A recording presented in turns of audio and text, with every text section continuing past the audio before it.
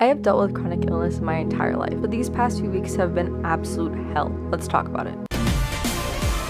Trigger warning, we'll be talking about chronic illness, IBS, potential unknown illnesses, vomiting, and more. If this is something that may trigger you, please click off the video. Watching my or anyone else's video isn't worth it. Remember, there's always other videos you can watch, so here is a wholesome content playlist instead. I suffer from 2 different autoimmune disorders and have my entire life. The one we are talking about today is IBS. I know IBS sounds innocuous enough. Oh, you have irritable bowels, oh whatever, just get over it.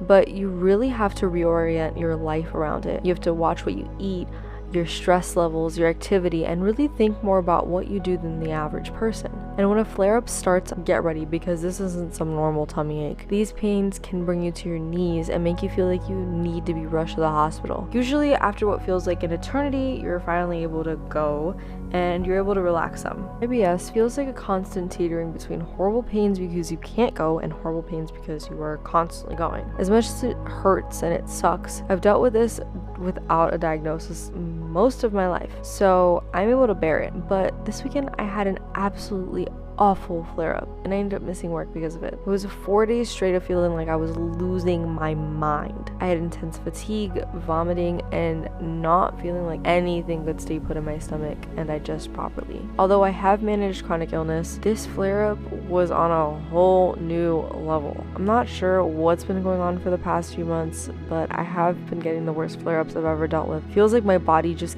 can't digest the food and it sits there and rots till it comes back up. I am currently working with doctors to figure out what the root of the problem is, and I'm being sent out for scans and tests. My doctor thinks I may have another GI illness on top of IBS, so we will see what happens. But in the meantime, here are some words of wisdom on managing illness from your favorite health problem riddled content creator. Number 1, stay calm. I know, easier said than done, but getting anxious just makes things 10 times worse. Trust me, I would know. It's something I'm working on currently, so this list is just as much for you as it is for me. For me, keeping calm and getting through this consists of 4 key factors: releasing the tension, refocusing, grounding, and self-soothing. Number 2, grounding.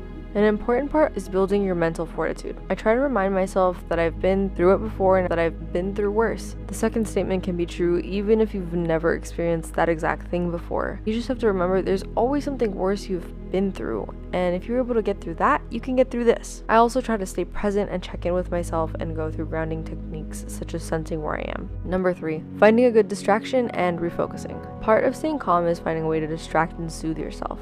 I like to throw on my favorite calming Disney movie or an easy sitcom or a silly Disney or Nick Kids show to help. Personally, my go-to Disney movie is Moana, which I touched on in my Moana Dooney unboxing video. My go-to sitcoms are Golden Girls and lately Nikki, Ricky, Dickie, and Dawn. I also really love Gilmore Girls. I love to cozy up with Shelly, my stuffed turtle, and my favorite blanket to help soothe and ground myself. Having someone around that you trust can also make you feel much better. If you can't be with them physically, giving someone a call or shooting them a text is also an excellent option. Number 4, get good rest. Personally, when I'm having a flare-up, it can be really difficult to go get any rest. Once you've been able to calm yourself down, if you're feeling like you can sleep and you think it's a good idea, take it. You never know when you won't be able to later, and I found that not being able to sleep makes a flare-up so much worse. So let yourself drift off and sleep. Number 5, have a set list of foods that are safe.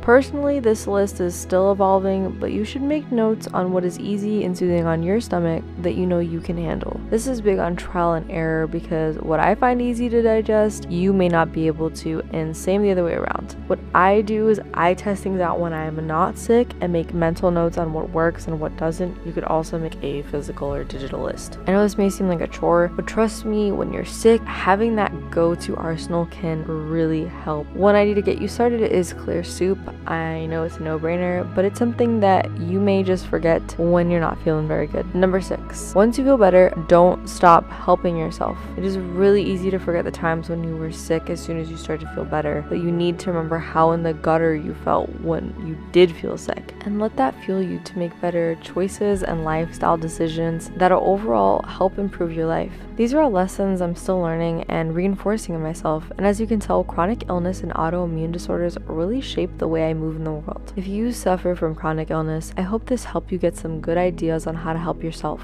Even if you don't suffer from chronic illness, I hope this helped you gain some insight onto what the world of someone who suffers from it is like, and helps you if you do get sick one day. If you are interested in understanding chronic illness more, I suggest looking up the spoon theory. It gives really good insight and is also in a really digestible format. I have it linked below if you are interested. Thank you so much for hanging out. I hope this helped you or resonated with you in some way. If you've been dealing with or have dealt with chronic illness, I would love to hear about it in the comments. As I've said before, I want this to be a safe space, so I'll be monitoring the comments, so it's all love. This has been my 4th journal entry. I hope it helped you. Please remember, you deserve a good life, and in the words of Dr. Kurt Konda, everyone out there, please take care of yourselves because you deserve it. You really, really do.